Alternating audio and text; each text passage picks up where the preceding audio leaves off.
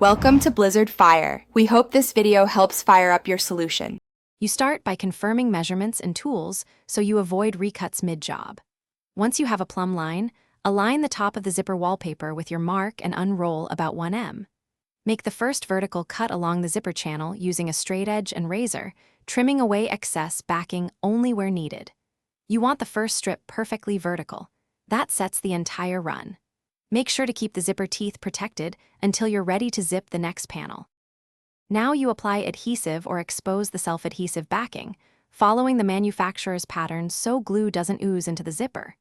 You position the strip, align zipper teeth with the adjacent panel, and press the seam teeth together. Zip slowly while you guide the material with your hand. Once zipped, smooth from center out to remove air and ensure contact.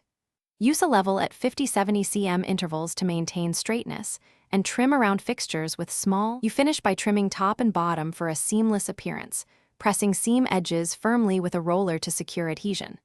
Once the adhesive has set to the recommended tack time, carefully zip the entire edge to lock panels together and check alignment one final time.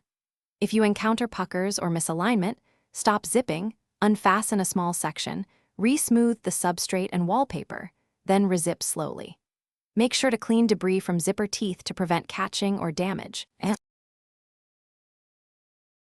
Thanks for watching. If you found this helpful, don't forget to like and subscribe.